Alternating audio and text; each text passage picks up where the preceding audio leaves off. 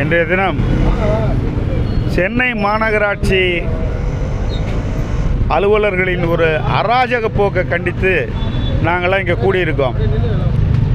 அதாவது இந்த இடம் அரசு ஆல் ஒப்படைவு செய்யப்பட்டு அசைன்மெண்ட் ஆர்டர் கொடுக்கப்பட்டு 1966 வருஷம் அன்றைய கலெக்டர் முன்னால் இந்த நிலம் இவர்களுக்கு ஒப்படைவு செய்யப்பட்டு அதன் பிறகு இந்த நிலம் சம்பந்தமான சொத்தை ஒரு ஆறுமுகம் என்பவர் அனுபவித்து அவருக்கு பிறகு அவருடைய வாரிசுகள் எல்லாரும் சேர்ந்து இந்த இடத்தை மதிப்புக்குரிய திரு எம்ஏ மூர்த்தி மற்றும் அவருடைய துணைவியார் பேரில் பத்திரப்பதிவு செய்து உரிய வழிகாட்டி மதிப்பீடுக்கான சொத்து வேல்யூ ப்ராப்பர்ட்டி வேல்யூ பே பண்ணி இந்த சொத்து வாங்கி இந்த சொத்து அவருடைய அனுபவத்தில் இருந்து இன்னைக்கு வரைக்கும் குடிநீர் மற்றும் சொத்து வரி உட்பட்ட எல்லாத்தையும் பே பண்ணி இருக்கிற இந்த நிலையில் 2022 இந்த சென்னை மாநகராட்சி ஒரு வெளியேற்ற நடவடிக்கை எவிக்ஷன் நோட்டீஸ் ஒன்று கொடுக்குறாங்க.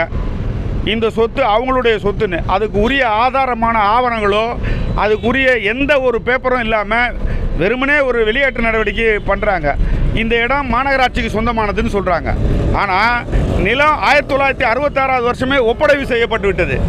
ஒப்படைவு செய்யப்பட்ட நிலம் ஆறுமுகத்தின் மூலமாக இவருக்கு வந்தது.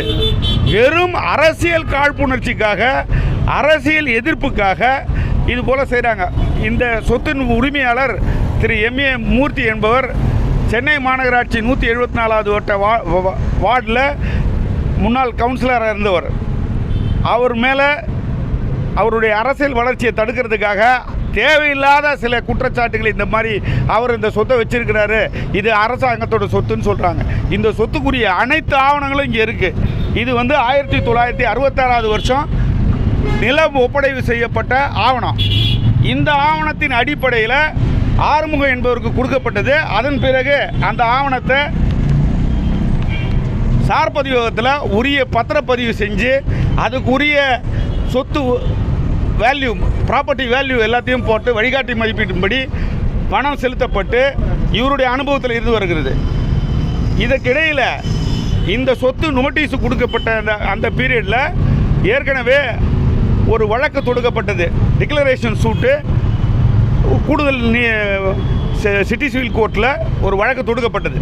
அந்த வழக்கோட தீர்ப்பு 13/3/2024, அதாவது ஒரு 3 நாளைக்கு முன்னால் இந்த தீர்ப்பு வருது.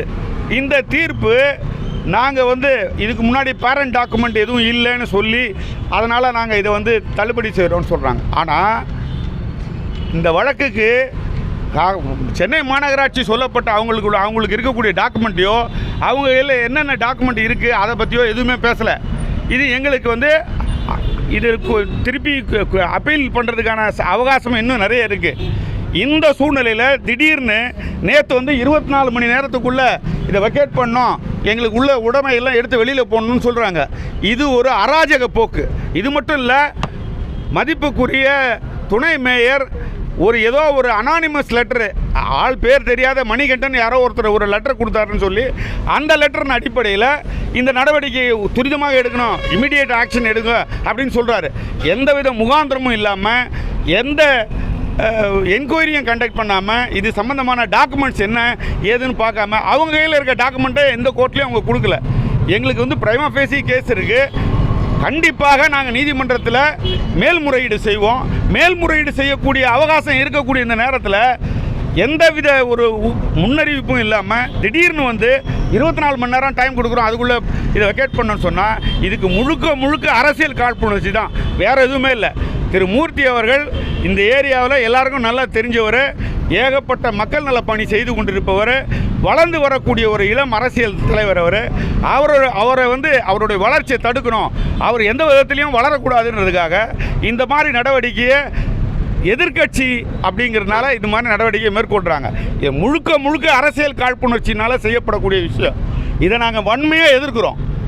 இந்த மாதிரி ஒரு வளர்ந்து வரக்கூடிய ஒரு அரசியல் தலைவர், அதுவும் மக்கள் அவர் மேலே நல்ல அபிமானம் வச்சுருக்காங்க, அவருக்கு ஒரு நல்ல எதிர்காலம் இருக்குது.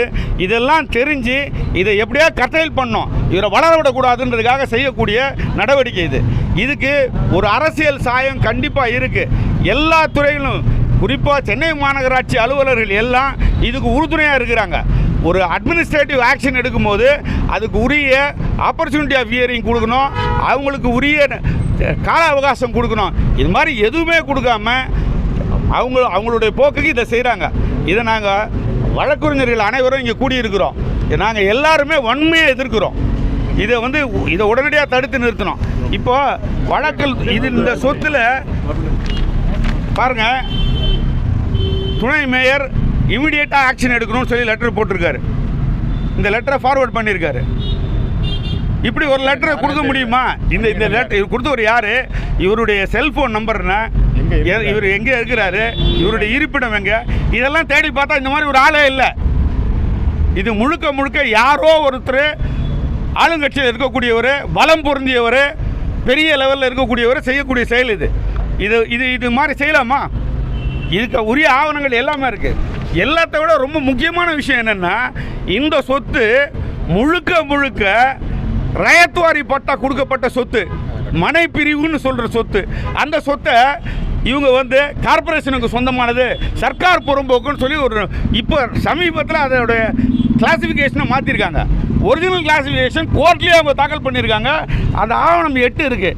இந்த ஆவணம் 8ல் அவங்க சொல்கிறாங்க, இங்கே பாருங்கள், ஆவணம் 8ல் அவங்க சொல்கிறாங்க இப்படி அவகாசம் இருக்குது. அந்த அவகாசத்தை இருக்கிற இந்த சமயத்தில் அவங்க உடனே 24 மணி நேரத்துக்குள்ளே வெக்கேட் பண்ணணும்னு சொல்கிறாங்க. அந்த அவகாசத்தை இவங்க கணக்கிலே எடுத்துக்கல. கோர்ட்டு நடவடிக்கை, கோர்ட்டு சம்மந்தப்பட்ட விஷயங்களை இதை பற்றி கருத்தில் எடுக்காமல் தன்னிச்சையாக ஒரு நடவடிக்கை எடுக்கிறாங்க. அதை தான் உண்மையாக கண்டிக்கிறோம். 3 நாள் தான் ஆகுது. இந்த சொத்துக்கு இன்னொரு முக்கியமான விஷயம் என்ன, ஏற்கனவே இந்த சொத்துக்கு நிரந்தர உறுத்து கட்டளை 2022 வருஷமே இருக்குது. 2004 வருஷம் ஆறுமுகம் அவர்கள் நிரந்தர உறுத்து கட்டளை வாங்கியிருக்கார் இந்த சொத்துக்கு.